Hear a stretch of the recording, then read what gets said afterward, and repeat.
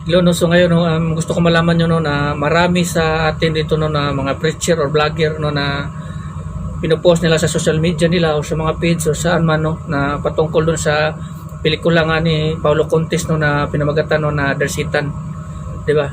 Maraming mga preacher, especially yung mga religyoso o mga pastor no, na naalarma dun sa movie na yun. Pero gusto ko malaman nyo no, na yung movie na yun is gawa talaga ni Satanas yun. Pero ang pagkakamali ng mga preacher and vlogger na ito no, na kasi sakto naman yon no, na pinapakalat nila sa iba no, na huwag tong tangkilikin, pero gusto ko malaman niyo, ito lang ba yung ginagawa ni Satanas na dapat ninyong iwasan? So bakit hindi nila ipinagbabawal din or hindi nila sinasabi din yung ibang mga movie no, na mga malalaswa katulad ng mga movie sa Viva Max, yung mga immorality, yung mga patayan? Marami din sa mga Hollywood movies no, na mga about patungkol kay Satanas, mga ganito ganyan, pero never nila yung sinasabi na huwag niyo panoorin ito kasi ganito ganyan. Diyan lang sila talaga na alarma, no? So kumbaga, kung hindi nila pinagbabawal yung ibang mga movies patungkol sa mga evil house, evil movies, mga evil ganito ganyan, mga satanist, no? Doon na sila iiwas doon sa movie na yun na Dersitan ni Paulo Contis. Doon sa mga movies naman doon, tinatangkilik pa rin ng mga tao kasi yung mga tao nag-i-expect din no, na bawal ito, hindi natin to panoorin ito. Pero doon sila nanonood sa mga Hollywood movies na ganun din yung istorya. Pero mas malala doon. Kaya nga sinasabi dito ng ating Panginoong Jesucristo dito sa Matthew chapter 23 verse 23, di ba no, na itong mga bagay sana nito is ipangaral din natin yung mga patungkol sa mga movies na mga walang kakwenta-kwenta talaga. Kasi ang lahat ng movies talaga is gawa talaga yun ng Satanas. No? It's evil, no? Itong mga celebrities, masakit mang sabihin pero they are the instrument of Satan. No? Dapat itong mga movies, mga lalo na yung mga malalaswa mga movies, mga Viva Max, yung mga ibang mga movies diyan, mga Batang Quiapo na yan, mga immoralidad, yung mga patayan, yung lahat ng yan, dapat ipinapangaral din nila no, na huwag niyong tangkilikin itong mga ganitong klaseng mga pelikula kasi masama ito para sa mga tao.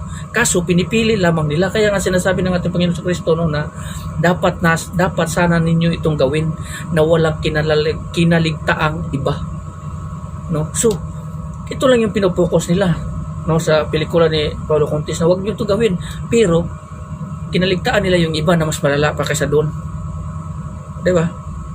Tingnan mo no, marami mga tao na siyempre yung mga viewers niyan, uy tama, ayoko manood niyan, pero nanonood doon sa mga Viva Max, nanonood doon sa mga movies na patayan no, mga patayan, mga nakawan, or mas malala pa sa mga Hollywood movies na may mga satanist, pumunta sa impyerno, may mga title pa, Drag Me to Hell, House Evil, o ano pa yung mga movie na patungkol kay Satanas.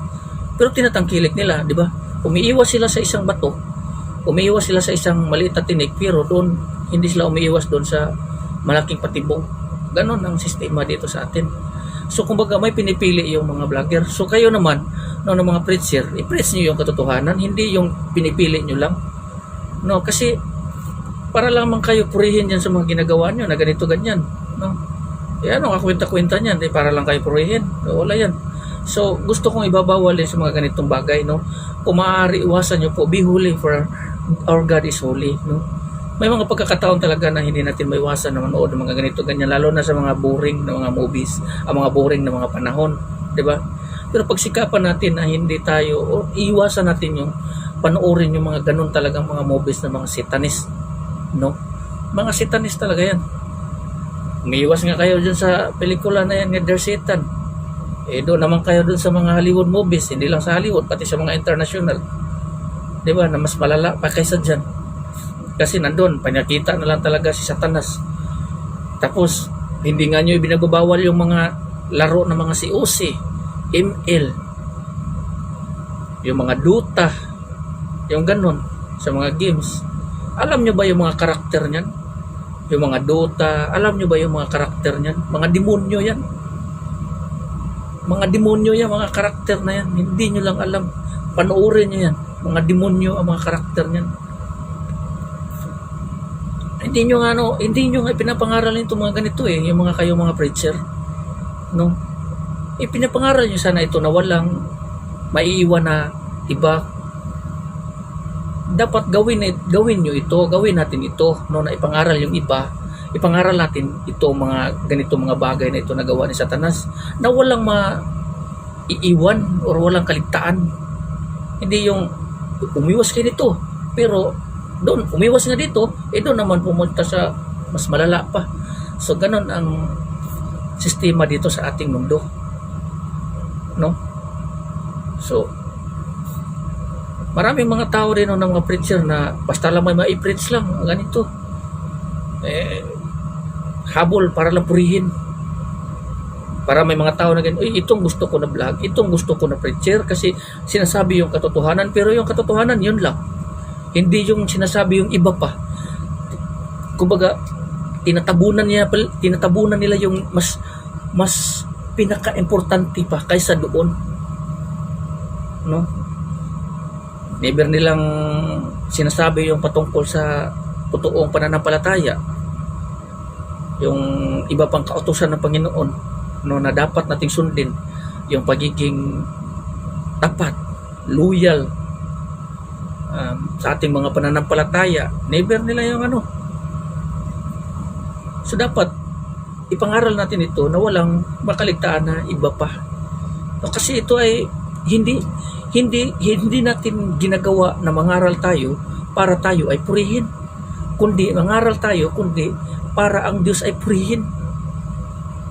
Kung may mga bagay kang tinatabunan, iba lang yung inilabas mo, yung iba hindi mo nilabas, anong habol mo dun, anong purpose mo dun, di ba? Kaya kung ano man yung lahat, isabihin mo para ma-aware yung iba. Di ba? Ma-aware yung iba. Hindi, wala kang tatabunan, wala kang tatalikuran, wala kang iiwan, wala kang kaligtaan. Sabihin mo ang katotohanan. Di ba? Yan ang katotohanan. Kaya nga sinasabi na iilan lamang talaga mga pastor o mga preacher na nagsasabi ng katotohanan. Halos lahat tinatabunan ang katotohanan. Sa 100% na dapat ipangaral na totoo, yung nilabas nila yan, nasa 20% lang. Yung iba tinatabunan kasi takot sila. Dahil nga tinatabunan nila yung iba kasi para sila ay purihin. Pinipili lamang nila yung mga bagay na matatanggap ng bawat tao, na marinig nila, yung gusto lang marinig ng mga tao. Para anong purpose nun? Di ba? Wala namang iba kundi para ikaw ay purihin. Yun ang habol nun. Yun yung purpose nun. So ano mapapala mo nun? So sabihin natin ang katotohanan. Huwag ka matakot. Ganyan.